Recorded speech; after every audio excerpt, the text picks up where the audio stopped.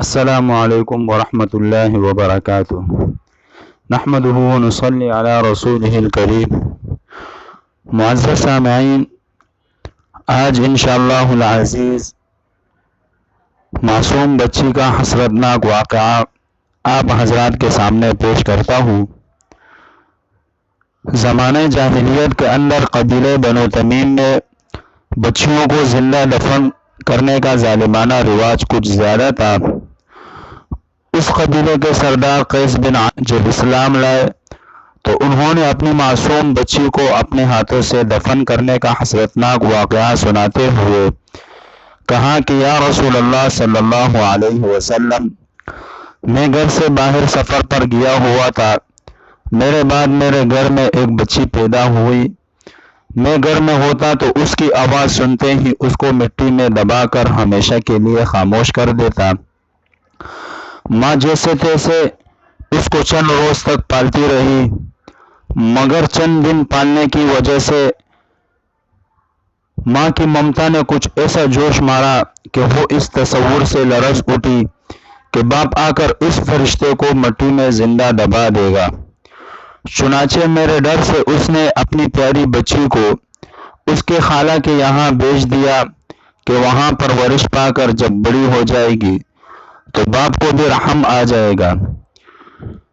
میں جب سفر سے واپس آیا تو معلوم ہوا کہ میرے یہاں مرا ہوا بچہ پیدا ہوا تھا اور بات آئی گئی ہو گئی۔ بچی اپنے خالہ کے زیر سایہ پلتی رہی یہاں تک کہ کافی بڑی ہو گئی۔ خدا کا کرنا کسی ضرورت سے ایک دن گھر سے باہر گیا۔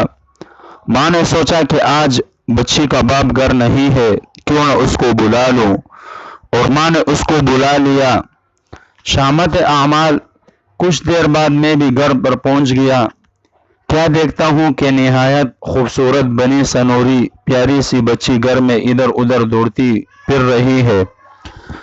میرے دل میں ایک انجانی محبت نے جوش مارا۔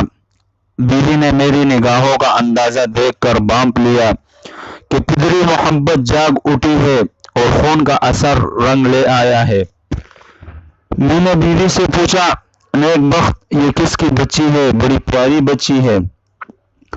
بیوی نے سارا قصہ سنایا۔ میں نے بے اختیار بچی کو گلے سے لگا لیا۔ ماں نے اس کو بتایا کہ تیرے باپ ہے۔ وہ مجھ سے چمٹ گئی اور باپ کا پیار پا کر تو وہ کچھ ایسی خوش ہوئی کہ ابا ابا کہتی اس کا منہ سوکھتا تھا، اور جب ابا ابا کہہ کر دوڑ کر آتی تو میں اسے گلے لگا کر عجیب سکون سا محسوس کرتا۔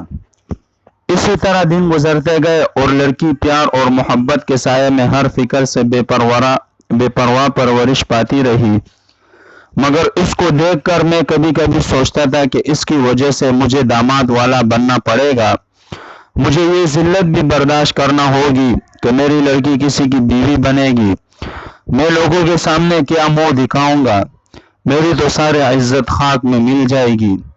اور آخرکار میری غیرت نے مجھے جھنجھوڑا، میرے صبر کا پیمانہ لبریز ہو گیا۔ میں نے طے کر لیا کہ